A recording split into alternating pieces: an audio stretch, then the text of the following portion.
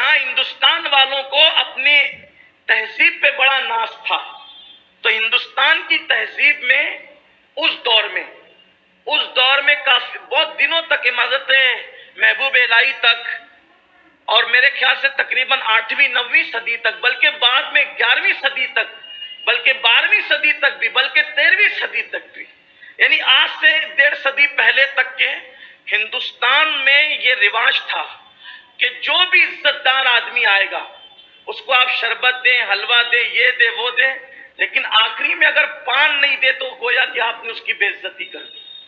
اس لیے پان کا یہاں بڑا رواج تھا، ہر عزت دار مہمان کو پان پیش کرتے تھے۔ شاہ ولی اللہ محدث دہلوی، یہ بھی ان کے یہاں بھی پان کا بڑا رواج تھا، شاہ عبدالعزیز صاحب کے یہاں بھی بڑا رواج تھا، بلکہ شاہ ولی اللہ صاحب تو بلکہ شاہ عبد الرحیم شاہ ولی اللہ کے والد، یہ اسماعیل دہلوی کے دادا، ایک مرتبہ شعر پڑھ رہے تھے حضرت شیخ سعدی شیرازی کا، اور پڑھتے پڑھتے بھول گئے، دوسرا مصرع یاد بھی آ رہا تھا، اور پیچھے سے ایک آدمی آیا، اس نے دوسرا مصرع یاد دلایا، کہا جزاک اللہ بھائی آپ نے مجھے مصرع یاد دلا دیا، لو پان کھاؤ۔ تو کہا ہم ایران والے نہیں کھاتے، ہندوستان والے کھاتے ہیں۔ جب دیکھا تو کہا ایران سے کہاں سے ہے؟ تو دیکھا وہ گلی کے اس کونے پر تھے، ایک قدم میں گلی کے اس کونے پہ۔ کہا حضرت آپ کون ہیں؟ تو کہا جس کا شعر پڑھ رہا تھا وہی تو ہوں، تجھے یاد دلانے آیا تھا، میرا شعر بھول گیا تھا نا تو یاد دلانے آیا۔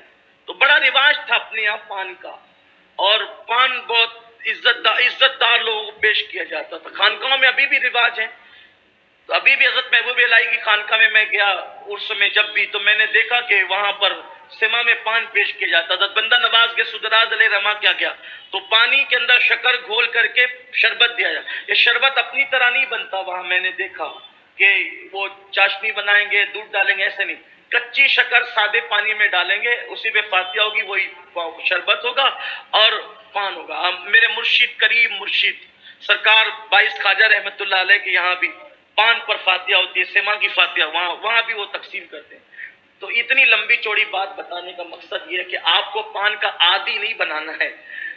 آپ یہ نہیں سوچے کہ ہم شروع کر دیں آج سے، ایسا نہیں ہے۔ بڑوں کی بڑی بات ہوتی ہے، بڑوں کی ہر چیز نہیں کی جاتی، بڑوں کی ہر چیز نہیں کی جاتی، لیکن بات عزت دار لوگوں کو پان دیا ہے۔ تو راجہ بھوج نے، صوفیہ فرماتے راجہ بھوج نے جب یہاں سے تحفے تائیں بھیجے، مجھ کو بھیجا، جڑی بوٹیاں بھیجی، یہ بھیجا، وہ بھیجا، کپڑے بھیجے، سب بھیجا، تو ہندوستان کے اندر جو یہ تھا کہ عزت دار لوگوں کو پان بھیجا جاتا، پان نہ دے تو گویا کہ بے عزتی ہو گئی۔ تو صوفیہ فرماتے ہیں کہ راجہ بھوج نے پان بھی بھیجے، حضور علیہ السلام کو پان بھیجا۔ اب پان بھیجا تو اس نے چھالیاں، جس کو کہتے ہیں سپاری، وہ بھیجنا بھول گیا۔ تو جب ان کے لوگ پہنچے تو حضور کو پان پیش کیا۔ میں پھر کہہ رہا ہوں کہ یہ محدثین کی بیان کردہ حدیث نہیں، یہ صوفیہ کے اقوال میں۔ تو جب پان لے کر حضور کو پیش کیا تو حضور نے مسکرا کے کہا یہ تم پان کے ساتھ تو کچھ اور بھی کھاتے ہو نا اس میں ڈال کر کے، وہ سپاری تم نہیں لائے ساتھ میں؟ تو انہوں نے کہا ہم تو بھول گئے۔ تو پھر وہ کلمہ پڑھ کے مسلمان ہو گئے۔ حضور نے ان کا نام رکھا عبداللہ۔ تو آج بھی ان کو پورے نام سے پہچانا تھا، عبداللہ شاہ چنگال۔